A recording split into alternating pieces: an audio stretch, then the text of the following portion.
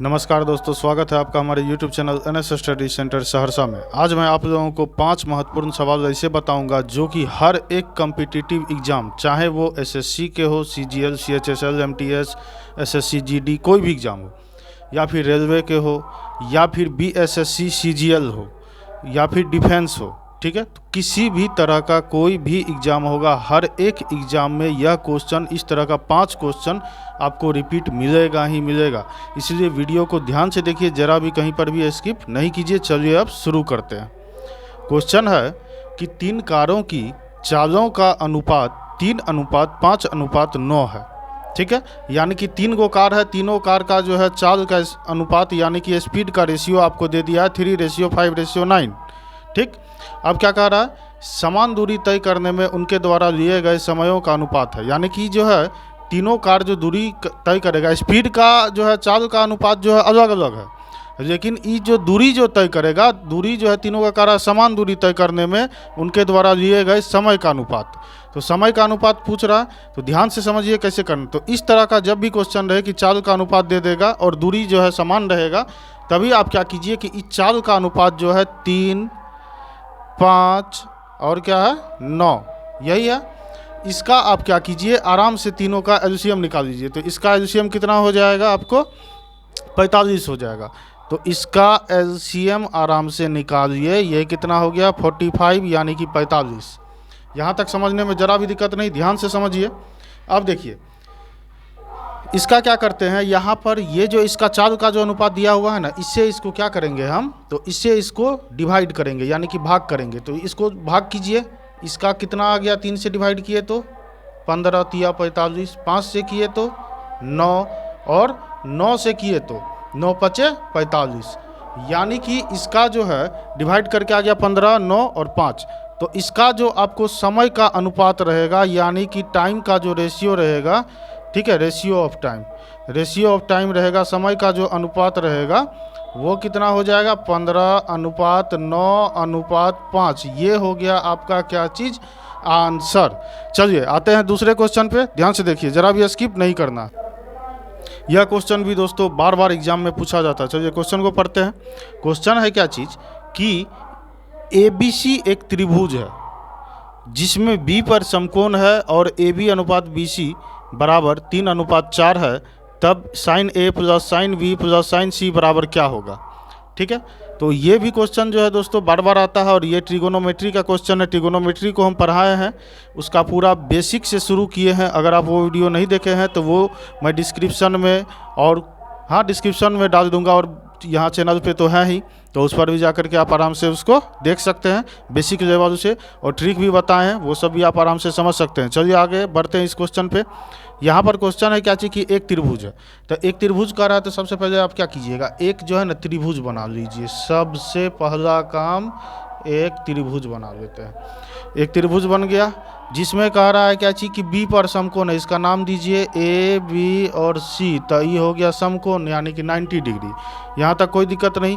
अब कह रहा है AB अनुपात BC बराबर जो है 3:4 है, ये अनुपात में रहता है। इसका क्या कारण है, इसका हम पूरा डिटेल बताए हैं, उस वीडियो में आप आराम से इंट्रोडक्शन ऑफ ट्रिगोनोमेट्री में आराम से आप टोटल डिटेल समझ सकते हैं।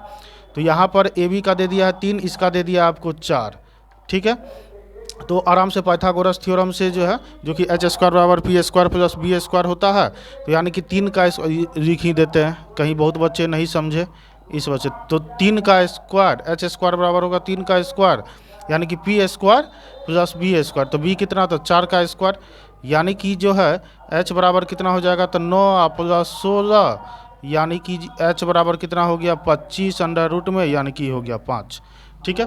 तो आपको आराम से h को क्या हो गया, तो ये 90 डिग्री के सामने में जो होता है उसी को h कहते हैं, यानी कि ये हो गया आपको 5, यानी कि कर्ण यानी कि हाइपोटेनस। चलिए अब आपको जो है ये इसका तीनों साइड का पता चल गया। अब यहाँ पर क्या कह रहा है कि sin A plus sin B plus sin C का क्या होगा, यानी कि sin A plus sin B plus sin C, यही पूछ रहा है। इसका वैल्यू आपसे मांग रहा है, तो sine A plus sine B plus sine C. तो साइन ए यानी कि ये हो गया इसके, तो जिसके जिधर से ए मांगा है तो ए के सामने वाला क्या हो जाएगा, ये हो जाएगा आपको परपेंडिकुलर यानी कि लंब, ठीक है, पी हो जाएगा। तो साइन थीटा बराबर क्या होता है, पी बाय एच होता है। तो पी बाय एच, तो पी हो गया ये 4 और एच यानी कि हाइपोटेनस यानी कि कर्ण हो गया 5, ठीक। फिर क्या कह रहा है, साइन बी, तो साइन बी यानी कि ये, तो साइन बी इसका तो हमको पता है एंगल ये 90 डिग्री है, तो साइन 90 डिग्री हो गया बी के जगह पर। तो साइन 90 डिग्री क्या हो जाएगा, यानी कि 1, साइन 90 डिग्री का वैल्यू 1। इसका भी ट्रिगोनोमेट्री टेबल को याद करने का ट्रिक हम बताए हैं, वो मेरे चैनल पर है और हम डिस्क्रिप्शन में भी लिंक डाल देंगे। आप आराम से वो सब वीडियो को ध्यान से देखिए, आपको याद करने का ज़रूरत ही नहीं पड़ेगा, आराम से समझ जाइएगा तुरंत कैसे क्या ट्रिक है इसका, ठीक है। तो साइन बी का हो गया। अब आते हैं कहाँ पे, साइन सी पे। तो साइन सी यानी कि हम याद कीजिए हम क्या बोल रहे थे, जो कहेगा उसके सामने वाला क्या हो जाएगा, लंब यानी कि परपेंडिकुलर, यानी कि ये हो गया ए बी, तो यानी कि 3 हो गया ये, और कर्ण हो गया क्या चाहिए, हाइपोटेनस यानी कि 5, ठीक है। यहाँ तक कोई दिक्कत नहीं, इसको जोड़ दीजिए आंसर निकल जाएगा, टेंशन फ्री आराम से। इसका हो गया 4, आई हो गया 5, आई कितना हो गया 3, हाँ यही ना हुआ। तो 5 3 8 4 12 बाय 5, ये हो गया आपको क्या चीज़, इसका आंसर। कोई दिक्कत नहीं, चलिए बढ़ते हैं आगे नेक्स्ट क्वेश्चन पे। चलिए नेक्स्ट क्वेश्चन है, एक फल व्यवसायी 10% लाभ पर फल बेचता है और ऐसे बाटों का उपयोग करता है जो बाजार के भाव से 20% कम है, उसके द्वारा अर्जित कुल लाभ है। यानी कि फल व्यवसायी है, 10% के लाभ पर फल बेचता है, ठीक है। उसके बाद क्या करा, अगर 10% के लाभ पर फल बेचता है तो हम उसका फल का क्रय मूल्य मान लेते हैं 100 रुपया, यानी कि क्रय मूल्य, ठीक है, ये मान लेते हैं हम क्या चीज़, 100 रुपया, 100 रुपया मान लिए, ठीक है। मान लीजिए 100 रुपया में जो है 1 केजी बेचता था, खरीद है, ठीक है, यानी कि खरीदा है 100 रुपया में 1 केजी, ठीक है, उसको पड़ता है, ठीक है, क्रय मूल्य। आप समझिए और क्या कह रहा है कि और ऐसे बाटों का उपयोग करता है, यानी कि उसमें जो है ना किसी तरह का वो चीटिंग, वजन जो भी हो, किलो में कमी का, तो ऐसे बाटों का उपयोग करता है जो बाजार के भाव से 20% कम है। यानी कि ऐसा किलो का वो उपयोग करता है जो कि बाजार के भाव से 20% कम है। यानी कि इसको जो है बाजार में इसको पड़ा था कितना, 100 रुपया में जो है 1 केजी मान लीजिए इसका खरीद रेट था फल का, और ये जो है इसमें क्या करता है 10% का लाभ, यानी कि इसका जो है सेलिंग प्राइस, यानी कि इसको क्या कहते हैं बेचने, विक्रय मूल्य, यानी कि ये कितना हो गया 110 रुपया हो गया इसका विक्रय मूल्य, ये इसको बेचता था 110 रुपया में, और इसमें ये क्या कह रहा है कि 20% कम में देता था, यानी कि जो है ना 20% का घोटाला करता था। तो 100 रुपया में 1 केजी यानी कि 1000 ग्राम, तो 1000 ग्राम में जो है 20% कम में देता था, यानी कि जो है 800 ग्राम देता था।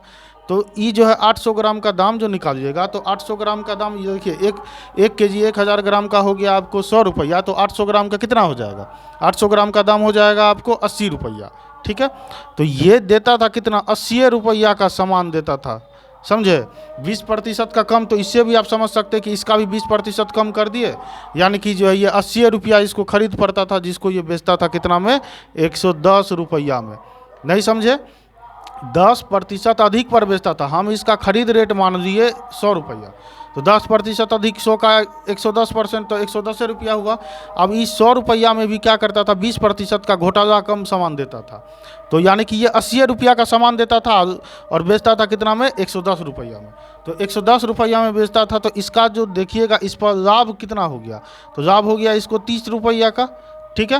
तो लाभ जो हुआ 30 रुपया का, तो इस पे पूछ रहा है क्या चीज़ कि उसका अर्जित कुल लाभ, तो 30 रुपया का लाभ हुआ, लाभ प्रतिशत निकालिएगा, तो लाभ प्रतिशत यानी कि 30, और जो है किस चीज़ पर लाभ हुआ, तो जिस चीज़ पर लाभ होता तो 80 रुपया खरीद पर लाभ हुआ, बाय 80 गुना 100, ये कट गया 2 से 4 बार में, 2 से 5 बार में, यानी कि फिर इसको काट दीजिए 2 बार में, ये हो गया आपको 15 बार में, यानी कि ये हो गया आपको 75/2, यानी कि 37.5% का इसको क्या होता था, लाभ होता था, ठीक है।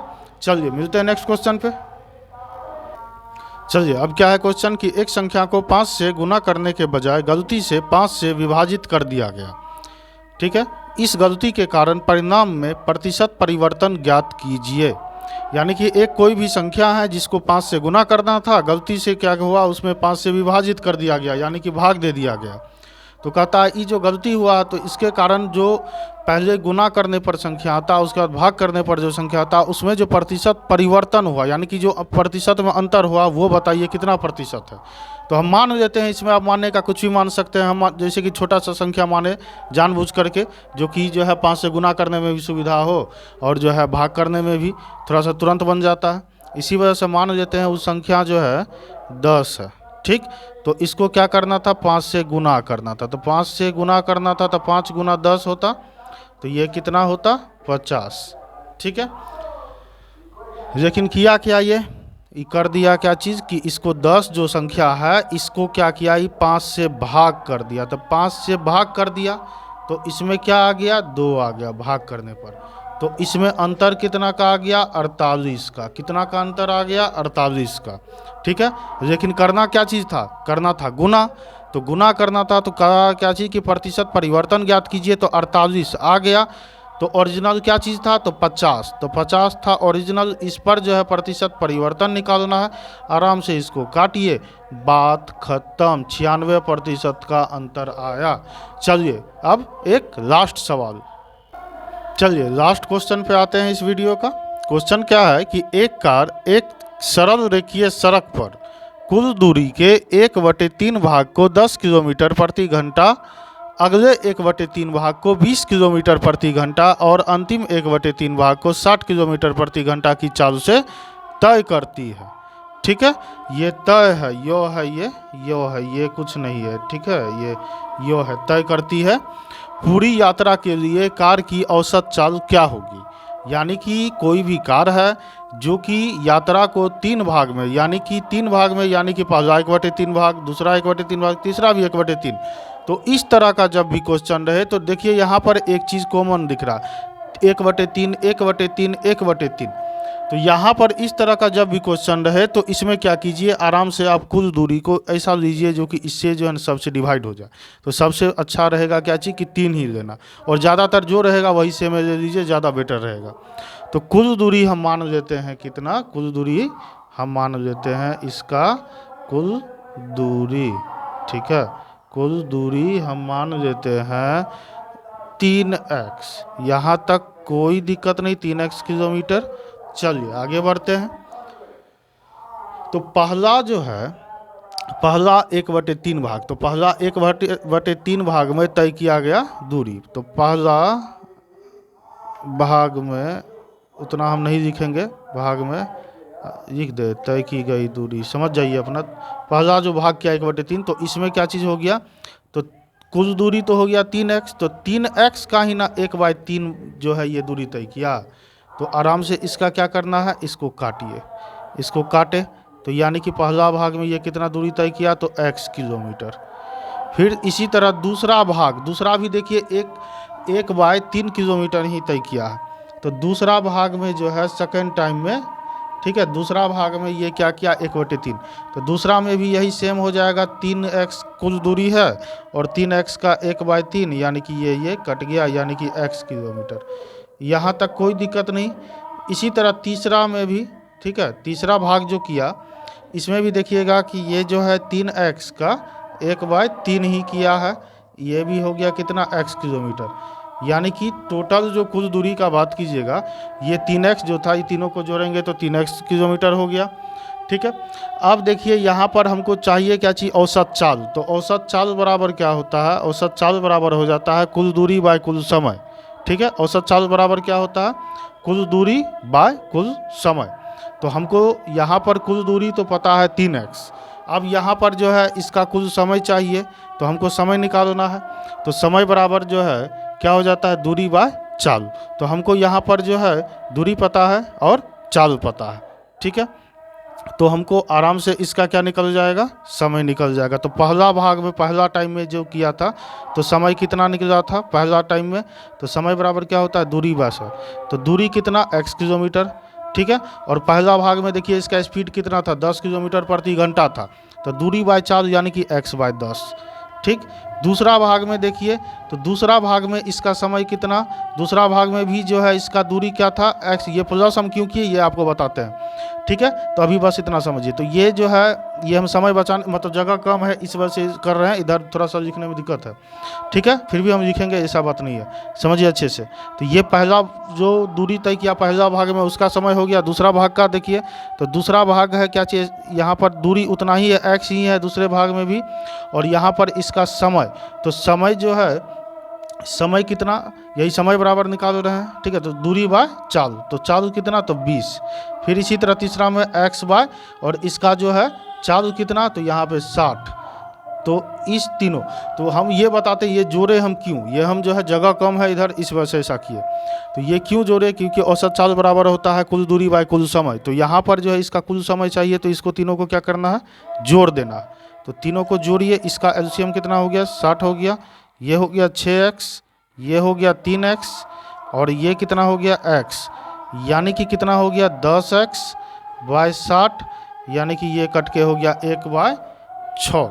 यहाँ तक कोई दिक्कत नहीं। चलिए, हमको कुल समय पता चल गया, कुल दूरी पता चल गया। अब यहाँ पर लिखते हैं, यहाँ पर थोड़ा सा स्टैंड की वजह से दिक्कत हो रहा है लिखने में, हाथ उधर इस वजह से ऐसा किए थे। तो यानी कि हमको चाहिए था औसत चाल, तो औसत चाल, औसत चाल, तो हल्का टेढ़ा मेढ़ा होगा, समझ जाइएगा, ठीक है। तो यानी कि कुल दूरी हो गया बाय में कुल समय, ठीक है। तो कुल दूरी बाय कुल समय, तो कुल दूरी कितना था 3x, और बाय में कुल समय कितना था x/6। यहाँ पर आया है ना ये x/6, इसको 0 0 कट गया था। तो कुल समय यानी कि जो है कुल दूरी बाय कुल समय, यानी कि 3x में भाग हो रहा है x/6 से, यानी कि 3x भाग के जगह गुना, नीचे वाला ऊपर, ऊपर वाला नीचे, x कैंसिल हो गया, यानी कि ये हो गया कितना 18 किलोमीटर पर घंटा, 18। ये हो गया आपका इसका औसत चाल। अब समझिए एक बात, ज़रूरी बात, अगर आपको मेरे पढ़ाने का तरीका पसंद आया तो चैनल को सब्सक्राइब जरूर कीजिए, और वीडियो को लाइक भी कीजिए, और कमेंट करके ज़रूर बताइएगा आपको मेरे पढ़ाने का तरीका कैसा लगा। और आप अगर ऐसे ही most important question, most repeated question, या फिर किसी और भी तरह का कोई भी तरह का क्वेश्चन का चाहते हैं, किसी भी तरह का पढ़ाई करना चाहते हैं, तो कमेंट करके ज़रूर बताइए, ठीक है। और चैनल को सब्सक्राइब जरूर कीजिए। थैंक यू, जय हिंद।